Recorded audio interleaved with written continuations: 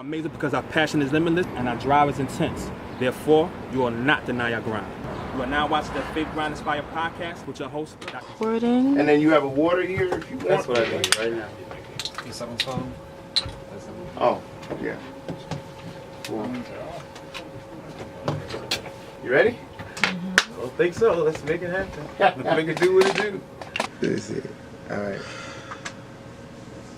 Cool. All right, let's do this. Welcome back to another great episode of Faith Grind Inspire podcast. I am your host, Gene Alert, and today we have a very, very special guest, Artist Leroy Campbell. What's up, man? What's going on, brother? You know, I'm just blessed, man. I give thanks to the Most High for making it possible for us to be here to have this conversation. Man, yes, absolutely. We can't do anything without him. Absolutely, You know? absolutely. So, Leroy, you're in town. There's a big show going on. Yes. At Richard Beaver's Gallery in Brooklyn. Absolutely. Right? Mm-hmm. But this podcast is all about the mindset of entrepreneurs, right? And to me, an artist, it doesn't matter what kind of entrepreneur you are. Mm-hmm. Everybody who creates for their own is an entrepreneur, right? Okay, yeah, absolutely. And so you are an entrepreneur. I am. And so I want to talk about the business of art. I want to talk about the business of how you got to where you are. Right? So Okay. let's talk about your story. Like growing up, where you from? Where you from? I was born and raised in Charleston, South Carolina. Okay. Gullah Geechee people corridor. Gullah people are the descendants of enslaved Africans who maintain their traditional ways and language. And in that culture, one of the things about growing up in the South was that the work ethics laid the foundation for entrepreneurial spirit. Yes. Okay, so everyone around me in my community was always working, doing something. So that legacy became a natural, that community culture sensibility was a natural part of my day-to-day life.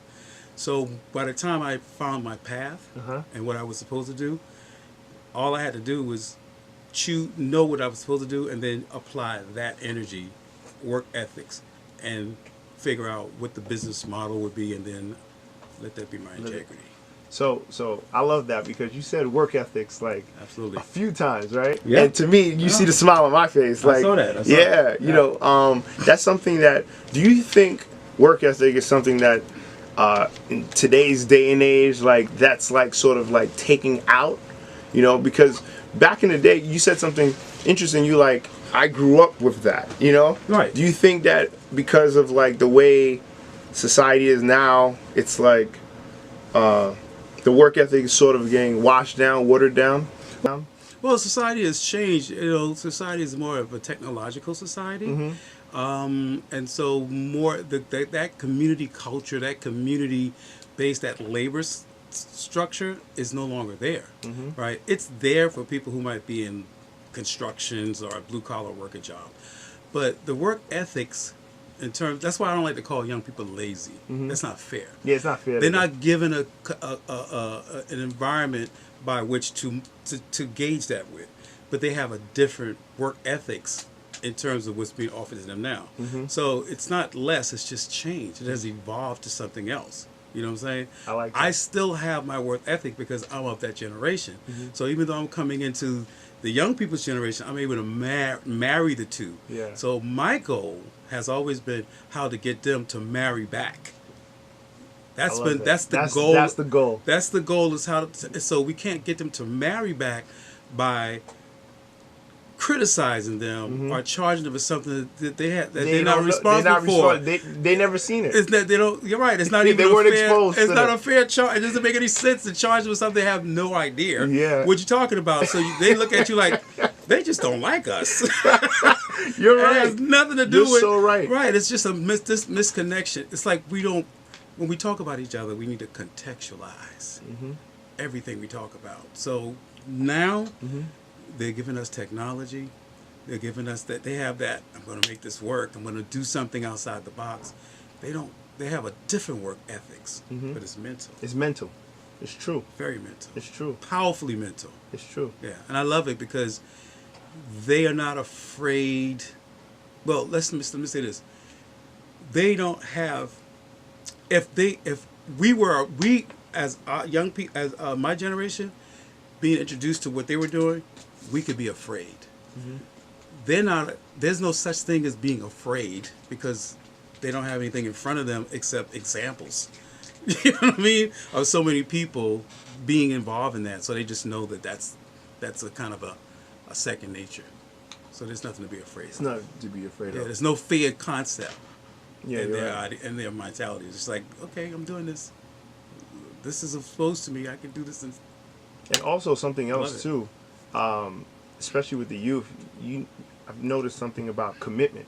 So it's like they bounce around more than our culture, you know, like our generation, because our generation used to stay at a job. Like I know my father just literally retired from his job after 31 years, right? wow. That is not happening now. You know, if someone's at a job for 2 years, it's like praise, you know? Well, it's different periods. Yeah. Where when there were so many jobs around, when we were in my father's generation, they used to bounce around. They could say, I don't want to work for you no more, and go down the street and somebody would hire them. So there was a bounce around period when jobs were still young, right? There was we do have periods of what they got.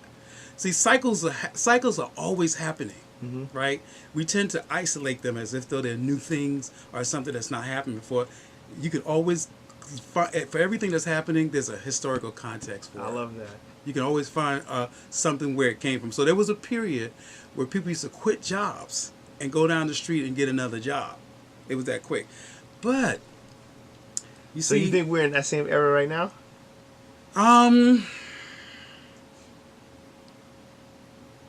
the employment rate, unfortunately for us, is still too high. There's still a lot of people who need jobs, but there's a lot of people who have the. It depends on your skill set in this society.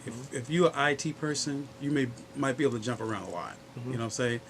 If you are an attorney or whatever your skill set in this society you might be able to jump around. But they're like your parents. There's certain jobs that has benefits, promises you some, pension, health benefits, seniority. You want to. That's like an asset. So you want to ride that out, get what you deserve, and you want to hold your job. Because you see, black people, my generation, we were taught not to work for the salvation of your people, but to work for a job, for the salvation of the job. Hold on to this job because you want to be able to take care of yourself, sustain yourself, take care of your family, and your parents didn't want you to worry. They didn't want to worry about the fact that you weren't eating, that you can be kicked off your job, you can be kicked out of your apartment, and that you wouldn't have well-being. So their intentions for you in that regard is for you to get a good education so you can secure yourself, so they don't have to worry about taking care of you all your life or worrying about you not being able to take care of yourself. It's very well good intended, right? Makes sense. And I think considering this type of society structure or system that we're under, it's still the same system. So even young people are still going to eventually come to where we were, because the system model hasn't changed. Yeah, absolutely. You're right. See, and that's the thing why we have to talk to each other, so we can understand that you're operating in a system that was created from after Reconstruction. That model is, and that cultural model is embedded in social and private institutions of every aspect of the environment you live, right? Yeah. So we might have technology in the internet, which affords us communication globally, but then this system, right, has also become global. Yes, absolutely. Absolutely. So we're still dealing with how to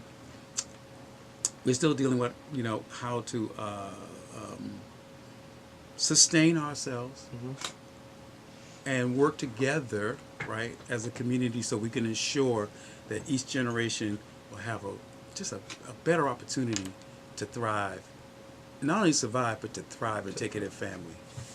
That's really what we're trying to do. Yeah, because I love the line that in your bio it says, the understanding that you can't move forward until you receive the lessons of the past, right? Exactly. And that's really what you put in your art. Absolutely. You know. Absolutely. So, talk to me. How did you get into art? I'm going to work back. Okay. So, it's a universal truth for me. I think that whatever happens to you in the now, it's as long as you learn the lesson from it, you're supposed to get it and let it go and don't look back. That's all it's about, is getting the lesson, getting the information. It's when you wallow in it and you apply too much emotion in it, that means you have not learned the lesson. You didn't learn the lesson. It's not about the person. It isn't even not so much about the situation. It is about learning the lesson. So, guess what? That informational lesson is even in our history. Yeah. So when you see us talking about getting into our history, people think we want to live in the past. What we're saying is what we can learn from the past for right now. For us to move forward. Right, because the past is very relevant, very, very, very necessary for the now. You just got to get the lesson from it. That's why you need it. And anything that you do, any doctor you go to, any therapist you go to, they're going to go back into your past. They do. I don't care. Even if you come out of high school and you don't have, you come out of high school and you don't have, and you're not up on all of your education, if you need to be re-educated, they're going to take you right on back to where you didn't get it. Bring you. So everything is relative to your past. So for me, right, being born with a birth defect, I was a thalidomide child, drug given to women in the 50s for their morning sickness. The side effects of thalidomide stunted my hands and whatever. But when I started, going to school, kids used to tease and torment me about it. And to recover emotionally, I would isolate and I would spend time tracing comic books. But the universe had a way of using that to introduce me to my creative self and letting me know that there was a gift giver that gave me a gift. And so I learned how to draw. But being in the South, in Charleston, there was not much encouragement. Moved to New York. When I moved to New York in 70, and by the 80s, this is what I love about community culture. So many people who love you, especially women. Oh my God. Women, when they love you and they see your intentions and they see your good, they will speak to your soul about it. Absolutely. That's really the power of what I love about. That's why I want so many black women to take the leadership role in this world. Because male-dominated energy is one-sided. The female energy has the ability to foreshadow, foresight, see your good, and speak to that so they can encourage to bring out the harmony in you and the best in you. Absolutely. So, I agree. Yeah. And so many women really encouraged me to do my art. And from the time I started listening to my first friend and did my work, I've been painting ever since. So I started out as a street artist and started doing my work on West 4th Street and then Boys and Girls High, African Street Festival. Yeah. Then I got picked up by a publishing and distribution company, Things Graphic and Fine Arts, who took some of my images and they reproduced it. Wow. And then they put it on sitcoms. Martin Show. They had it on Heat of the Night. They had it on the First Wives Club, and that blew my name up. That put those prints sold all over the country, created jobs. It created jobs for so many framers. So many people were just had it's an insatiable appetite for art. And we have Bill Cosby to thank for that. Because the Bill Cosby show, right, was therapeutic. Because what it did, it showed how a family should try to use various types of ideas on how to deal with challenges without being dysfunctional. That didn't mean it didn't have challenges, but how to approach them creatively. And part of dealing with those the black challenges was using art, jazz, and art. It was. Yeah, he infused every aspect, things born out of our struggle, he infused them in there to show that these are the things that also help take us through art, jazz, gospel. You know what I'm saying? The family structure. He did that, and so many people had an insatiable appetite for art after that. You're And right. I did that at the right time while working a full-time job. So as you were doing the fairs, you had a full-time job. Absolutely. So that was the balance. So it wasn't like a struggling. You know how they say. I didn't come into this. I didn't come in. No, I don't believe in the struggling artist concept. I know it's overrated because I've been blessed to when I started out doing my work. I had a full-time job, and it gave me a chance to define my passion, right, and to have a relationship with the Most High through it. And my passion, that relationship with the Most High, gave me my purpose. Not once have I ever struggled. And so I didn't come through the idea that you had to struggle to have passion. I was given this gift while making money, good seniority, a nice apartment. I didn't have to quit my job. Literally. I had a great job. I was working in the hospital. Seniority, everything was great. But when the Creator introduced me to my core of who I was, I felt free. I felt more connected to the Creator and the universal forces than I'd ever done before. And I knew I was protected and safe. And I knew that if I listen and I be loyal and respectful and humble to that force was going to take care of me. Today, this day, is 35 years, and not once have I ever stopped. Oh, I love it. And I'm still going strong. Yeah. Because I'm loyal to that force. Exactly. And you believe in it. It's a relationship. It's a relationship. Yeah. I'm loyal with this relationship because we take care of each other, and I do respect that force. I don't let anything tamper with it. Exactly. Sex, drugs, negative people, or me being negative, or me being emotionally holding on to something. Yeah. It's not just outside forces; it's the forces you do to yourself. Absolutely. So I have made a commitment to that force that I'm supposed to stay loyal and stay on the path and keep moving, which is why every year, every time I do a new body of work, I've been given a vision to do it. It's always a vision that I've been given, because last year's vision was the fight continue. Yes. Right? This year's vision is working together. Yes. And they all made sense, and they all became relative to where we are, And I'm very blessed that I kind of pride myself on being the kind of person who knows how to, if I know how to listen, right, to where you are, I'll be able to teach how you learn. And I love that. And I'm able to put that creatively in my art. In your art. Which keeps the relationship I have with the ongoing supporters, not only people who collect art, but where they are in their spirit, in the scheme of the world that they travel. True. Your art does speak. It speaks to me. I have a few of your pieces. Oh, really? All right, I actually gift them to different people. That's the way to do it. Yes, absolutely. That's the way to do it. That's a real gift. Yes. Because it's a gift it's a gift that came through me. Exactly. And you keep doing it. So thank you.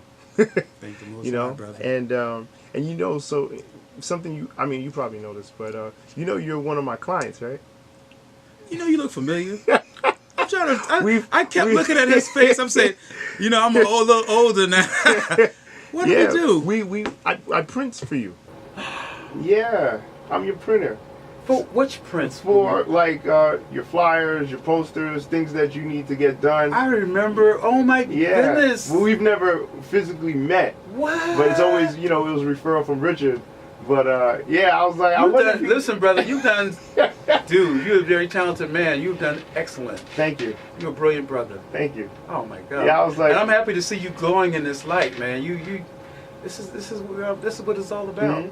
I started this podcast because, you know, as you know, I'm an entrepreneur. Absolutely. But I started this podcast. This came to me as a vision. Wow. Right? Wow. Because I love to talk, right? Everybody knows that. But the thing about it is I was trying to figure out a platform and I was going to do this in my office.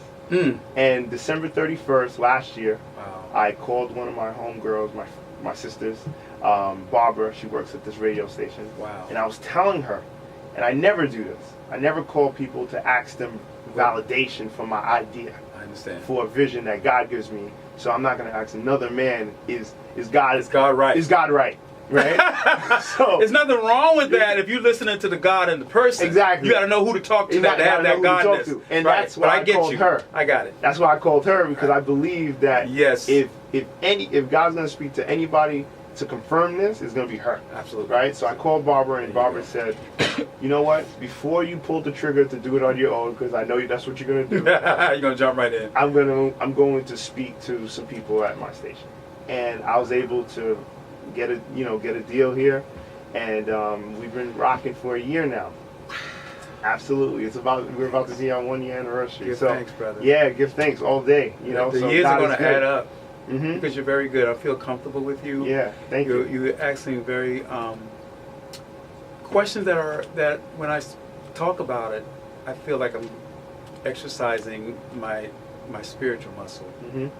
And any person who can ask questions that allows you to exercise your spiritual muscle, that's where you know the person is doing good work. Oh, thank so you. you're only going to get better and better at it. Thank you. And thank you, because I'm more comfortable Thank you. being able to And exercise you know, that muscle. I hate the word interview. I hate the word. I feel you. I don't want. You know, I usually don't want PR people involved and setting it up like it's like that. I understand. You know, I'd you. rather have a conversation with you. Yeah. So. Which is what you're doing now. Yes. I don't. This is not an interview. I know. I feel that's why it's so perfect, because your peopleness and your connection to peopleness is very powerful. Yeah. It's almost something like it reminds me, like if I had the opportunity to do a commencement speech at a university for a college, I would tell all the students, I would say, congratulations that you all have worked hard for your degrees. Now, I don't want you to become your degree. I want you to use it. That would be profound. It would be like, what do you mean? Don't become my degree. What are you talking about? Because so many people have become. They become the thing, the label, and it stops them from finding what you are, what your power is, and how you're supposed to use it. Absolutely. That's one of the charge I have with education, is that it didn't teach you how to find your strength in whatever field you want to go into and use it for the greater good of humanity, but more important, for your own community. Absolutely. Because when you service your community with doing what you're supposed to do, it's no way in the world that humanity and the greater society won't benefit from it, because it comes out of love. That's why I love this show. Speaking about working together in the black community, people automatically want to just like, oh, you want to be a separatist? No. If we're working from a place of love, don't you think that love is just going to just ripple out? There's no way you can keep it to yourself if it's created through a place of love. It's so true. That's why I love the fact that you're having a conversation and not an interview. Yeah, no, I can't have interviews. You know, It's good, man. I don't send questions to people because look, you know, just like what You happened. didn't even want to talk to me in the car. Yeah, no, I don't. I didn't, love it. I love because that. I don't want it. I want, because if you came to my office, this is exactly what would happen. That's right. You know, That's right. if we met in the street, this is exactly. I want one-on-one. I don't want people to feel. I feel like we were on an airplane going somewhere. And we just sat and met. We just sat and met. We're having a conversation. Absolutely. This is how I am. And making it, and the connection. And I love your energy too. And the connection is the like-mindedness that we're talking about. We're not talking about creating it. We're talking about allowing ourselves to meet. Exactly. Because we exist. Exactly. And as a community together, Exactly. right? So Faith, Grind, Inspire, right? Someone asked me, the way I came up with these 3 words, someone asked me, what 3 words resonate with you to describe you? And I was like, and first thing that popped up in my mind, Faith, Grind, Inspire. And then they were like, why? said, Powerful. I was like, one, I believe in myself, and I believe that what the purpose that God gave me, That's right. you know, and the mission that God gave me on this earth is to help others, Yep. right? The grind is the work ethic. Exactly. It's what I have to do to push forward, Exactly. right? It was funny today, you know, my producer Taylor that's here, right? Yeah. We were parking the car to head to the station. Who was parking the car? You or her? I was parking the car. Okay, because she probably don't know. And I know. Yeah, she said I know. So I told her, I'm gonna give you a head start. Yeah. You run to the train, and I'll catch up to you. Wow. I still beat her. You slowed down. She slowed down. Did you No, slow down? you know what? She I was slowed down walking. at like the park, at like Fulton Park, Yeah, like yeah. 8, you know, next to the 8 trade. But So, you had a mission. You had made a commitment. yeah.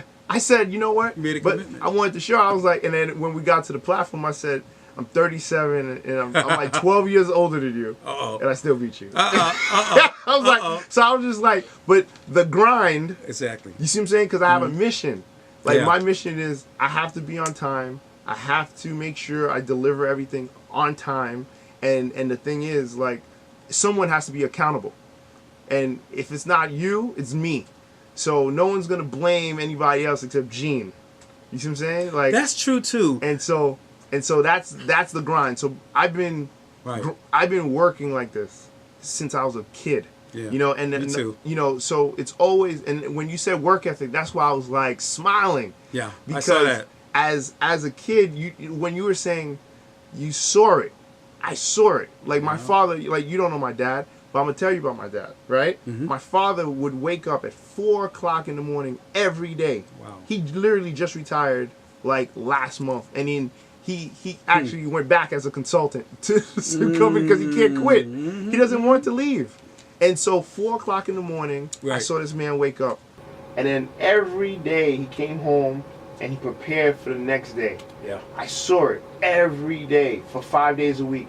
And then even when he got into, he's a pastor now, he still balanced 2 kids, wife, school, became a pastor, rose up in the ranks. Now he has a church, you know, like 300 people, still balancing. Now he has a grandkid, and you know the life just keeps changing. But the thing is, I saw the work ethic in him, and there was no way I was going to disappoint him, and I was going to disappoint my mom, who left me in Haiti for 5 years to sacrifice to come to America because she was like, there's a better opportunity in America for my firstborn son. Wow. So there's no way I'm going to let anyone outwork me, right? So that's the grind. But that's me. But everyone has their grind story, right?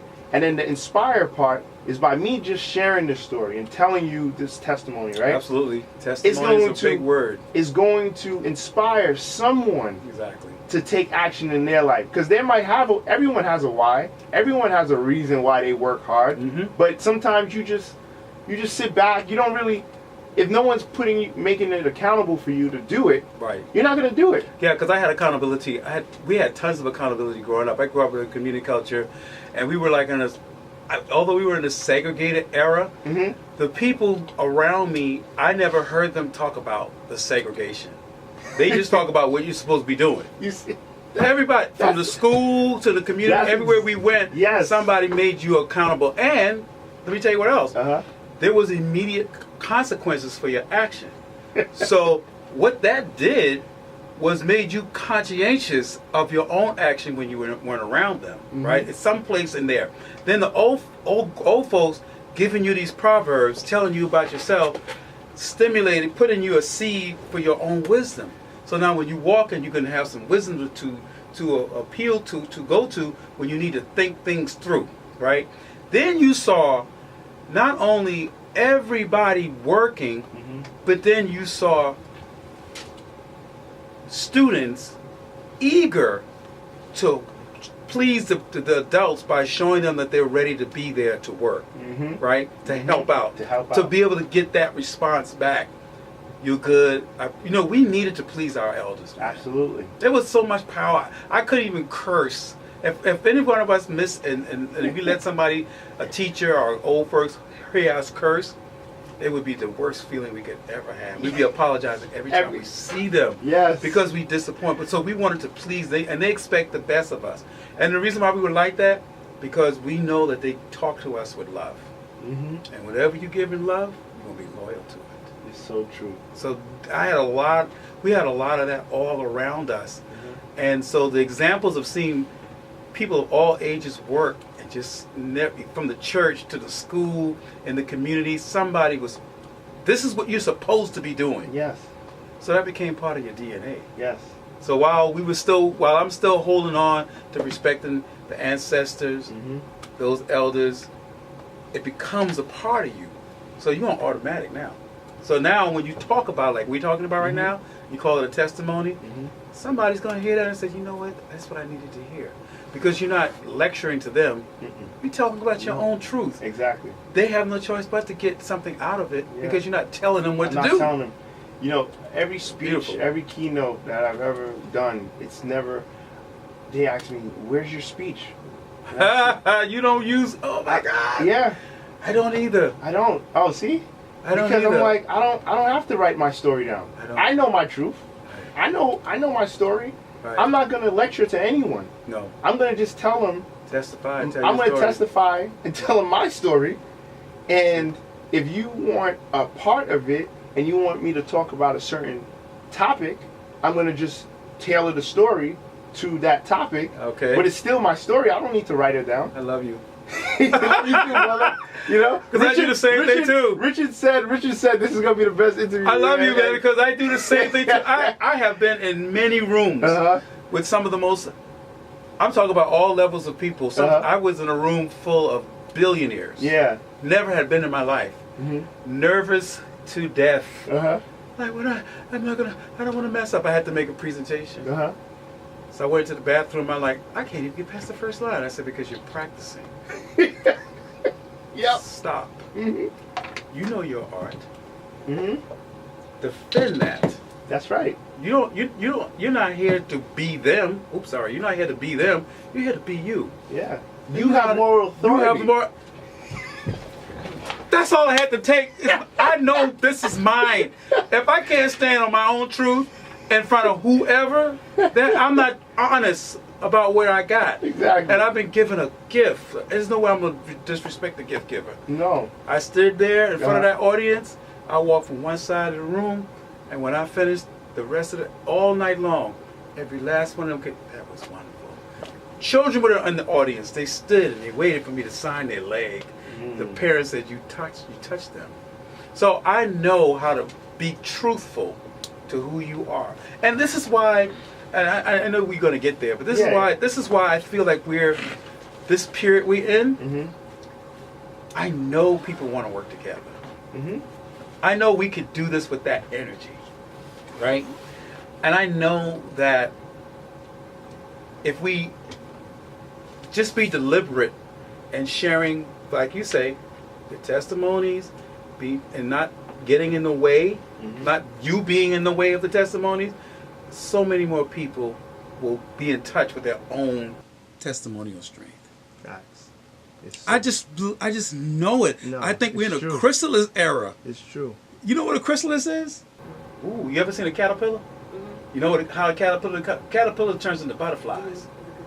That's a chrysalis. It's transformational. So when I think about that's one of the most amazing creature that actually transform, literally keeping all of its DNA, and comes out. It moves slow, but when it's finish the whole transformation process, there's a butterfly. That's what black people are right now. If we trust that we are in a chrysalis moment, this is our chance to transform, to come out, whatever is coming at us, this is our chance to transform and come out as a butterfly. If we go through the transformation while still having to deal with everything that comes after us, but we still have a chance to come together and do this. Because individualism fragmentation and individualism doesn't work. It doesn't work. We tried that. That's a failure. That's not going to work in this society. No. But when we work as a group, doesn't compromise the individual. Doesn't compromise your path. But if you use it as a group, just imagine how much more, right, all of us will have access to even further bring about whatever we need from an individual perspective to make the group even stronger. You see what I'm saying? So I think the chrysalis period is that There's certain things we're not supposed to be talking about. You know what I mean? We're not supposed to be putting a lot of energy in just one area. We're supposed to be putting most of our energy into this loving each other. being deliberate, being mindful, being deliberate about how we're going to talk to each other, to being deliberate about looking for our black business to support, helping cultivate that business, helping it grow, not tearing it down, but just being deliberate. That's all you can do. And just keep doing that. Not everybody can be helped because everybody's not ready. They're not ready. They're not a part. They're not ready for that. But the examples, like you and I are talking about, the optics of what that looks like can also ripple out and encourage others. Absolutely. But that group, those people who are like that, we can't get caught up in the vacuum. We've got to know that we're doing our work, like you and I are doing right now, constantly feeding each other. We're staying on this, feeding each other. That's all the group has to do going forward. And then maybe we can come up with some institutions and give our own people jobs and, sustain our lives and create banks and communities and grocery stores. And then we'll have so much of it that we'll be able to hire other people as well. Exactly. And that might take away some of the threat. That might be a threat to take away some of the things that are happening to us. Not that we haven't done it before. When we did it before, on this time, we're not looking for assimilation. We're not going to look for assimilation. Integration is when you're whole. You got to be whole first before you can marry. You whole, she's whole. Exactly. If you half and she's whole, that's dysfunction. Facts. So we got to be a whole people to deal with a system like this. You're right. So let's get ourselves together as a whole people while we deal with the system. So when we're whole enough, then we're whole enough as a collective, dollars circulating more than once, and now we can integrate as a whole, not as a fragmented part. I love it. Because working as a community, right? Even when I go into schools, I teach a program. I teach entrepreneurship to kids. Get out of here. For the last You're amazing. 4 years. You're amazing. Thank you. I just became an artist in resident to the Fulton County Board of Ed. And I'm teaching 6th, 7th, and 8th graders. Yes, it's 6th, 7th, 8th. You I'm too? Teaching, yes, 6th, 7th, 8th, but in New York. Wow. I'm teaching 6th, 7th, 8th graders entrepreneurship. And what I love about your story and your bio, That's and amazing. even what you're talking about with building community, that's exactly what I'm doing with the kids, but Entrepreneurially. Entrepreneurially, right? Yeah, Three areas: agriculture, job creation, and housing, right? But they have to work in groups. They have to work in groups, and listen to how I pick the kids out. Let me see if you did the same thing I did. I got one to share with you. Go ahead. Right? Go ahead, Listen go to how I ahead. pick the kids out. Cool. I tell them my story to get them engaged with me. That's right. To let them trust me. That's right. That's right. And then I ask them a simple question. Do you think all kids in your grade, when they graduate high school or even college, will have a job? They all say no, right? Everyone says no. So I'm like, That's okay, deep. So who's going to feed them? And they're like, I don't know. I'm like, who's going to house them? Where they going to live? They said, I don't know. And I was like, and who is going to provide them jobs? Well, they don't have a job, right? And they're like, oh my God. And I said, okay. I said, and then I asked them, so how many of you guys want to provide jobs for these people? Clever. And then some kids stand up, go to the left. How many of you guys want to feed them? They go to the right. How many of you guys want to house them? They go in back of me or in front of me. Brilliant. Now these kids, even though say they didn't work together before in groups, because the teacher's pairing them up, now I say, okay, now all the kids who are in jobs, you guys have to pick go into groups. And the teacher's like, no, these 3 kids can't work together. What? I'm like, it's not up to you. Look at you, boy. It's not talk to you. Oh my God. So now that's brilliant. Yeah. So now at brilliant. the end, when these kids come up with the most amazing bodies of work, right? We have sharks. We have this whole thing that comes in, right? And we pick winners, and they all get prizes. And so, but the thing about it is, working together to build up the community is exactly what. And even in my community, I'm doing the same thing. I have a business in the community, provides jobs. Right. I own real estate with my wife, provide housing, and we own a frozen yogurt shop. We have a thing called Unity in the community, and we have ACA, which provides jobs and opportunities for a lot of people to make money, right? So those are the 3 areas, because I'm doing my part. And Faith Ground Inspire, I'm bringing other people, because you're providing jobs. You're providing jobs that's creating housing, that's able to create agriculture to feed families and communities. Absolutely. And you're doing this all over the world. Absolutely, all over the world. All over the world. So I can't wait. I can't wait. I gotta interrupt tell you. me, tell me. So here's what I do with the children. So I go into the schools, and I make them pair up. And I say, I want you to interview each other about and write down what you find about each other's strength, right? And then I make them stand up in the front of the class and read the other person's strength, and read the other person's strength. So now they're introduced to what the other person's strength is, not that old gossip, blah blah. Yeah. Now they're learning something about it. So I had 64 children, separated them, and they had a good time writing. They were enjoying interviewing each other. Then after that, I said to them, now I want you to go home and think about where you might have gotten that strength from your parents, from your community or somewhere. So they go home and they look, and I want you to give me 5 paragraphs when you come back. So they write the 5 paragraphs. They talk about their mothers, they talk about their family, they talk about different people, and they attribute it to their strength to someone that they know, and it's usually their father, they whatever. Then they have to, while we're doing that, then I have them to come up with a heading, like the essence of that topic, to give them an identity to their own self identity. Oh, I'm a people person. Oh, I like reading. I'm a writer. I like, they write as a heading. Then they have to create a visual interpretation of it. Marry the two.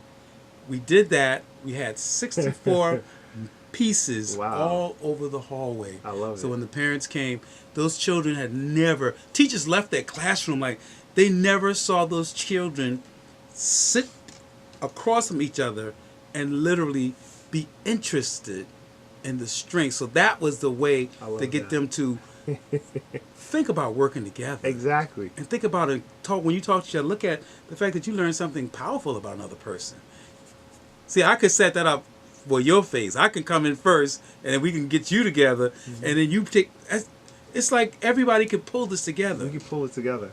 I love it. And now I'm going back again to do it in several different schools. Exactly. I did it in Turkey.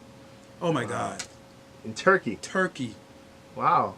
I did it in Turkey with 200 disadvantaged girls. I fell in love with them. I just asked them for permission to let me love you. And I respect them as human beings. Love is universal. And once you give permission to love somebody, they know that you genuine would want to give them love. They'll work with you to give it back. And before you know it, everybody wants to show that they can give love. Because in the end, it's almost like a reward. If I reward you with love, you're going to reward me back. If someone sees the love reward, everybody, it's going to be contagious. That's how we operate. And I believe, that's where we got to be. And I like where you are with the children. Yeah. And I'm looking forward to going to the school and doing it again and again, because these children are willing. And you know what? I tell them my story, and I ask them permission for all of us to be leaders in this. I love it. Or everybody's got to be their own leader. I'm not in charge. Yeah. Yep, exactly. That means you got to be accountable. You have to be accountable. Yep, exactly. Yeah. So you just, last weekend, you just had with Richard Beaver's Gallery, you had a sold out event, 50 kids. Absolutely. They, you provided all the materials, the space, with Richard. And so. They were engaged. I made it fun. Mhm. I told them these paints, these colors, they belong to you. These colors are yours. I want you to take them as your own. Do what you will with them. And when you finish, all I'm asking you to do is to defend it and talk about it impeccably. I love it. I love it. And when those children stood up to express themselves about what they did, you can see that they took ownership. And that was the goal. And they had fun. So guys, you guys must see this show at Richard Beaver's Gallery. It's now until January 5th, 2019. Absolutely. It's all about building the community. Over 12 pieces that could kind of give you that originals mixed media collage, very thematic of, you know, entrepreneurs owning banks. It's also very documentational of showing that how we've had our own oil wells back in the past, and it's also showing that today, even now, many black people are only, you know, creating grocery stores. So when you come to this exhibition, you'll see the beginning of an ongoing body of work that's designed to have the conversation around that, but to encourage us to work together for the benefit of our community and for the humanity as a whole. I love it. Leroy. Yeah, man. Man. It's a pleasure. Yes, it was definitely a pleasure speaking to you. Wow. Like, I had such a great conversation. I hope I made you feel comfortable. No, man, I feel like we could talk forever, but I know we got to stop. Yeah, no, I wish we could. We'll wear everybody out. Yeah, no. It would just be me and you. That's know? right. That's Batteries would die, everything would shut off, they'll turn off the lights. God bless you, brother. Here's Proud the of thing, you, right? man. I want to ask you one more question. Well, one question. Yeah. With the 3 words, right, which one resonates more with you? Faith, grind, inspire. For me, it would be inspire. Okay. And the reason why I say inspire, because everything that I'm doing now is a call to action. So I want to inspire everyone to find their path, find their purpose, use that passion and that purpose. And when they find it, they're going to use it for the greater good. So I want to inspire you so you can get to that place of finding your own path. Because once you have your purpose and your path, you're going to love it so much that you're going to know that you're supposed to use it to help somebody else. And that's where we really are. I love that. Thank you. Thank You're you.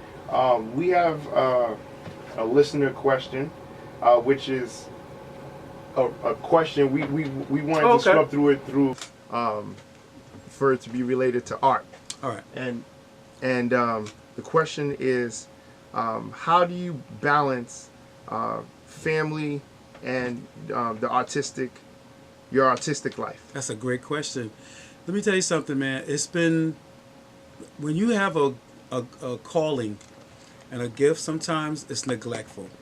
Sometimes you're so, because the art life could be so consuming and you need to produce so much, spend so much time to be creative, sometimes to get into the zone, that you spend a lot of time away from your family.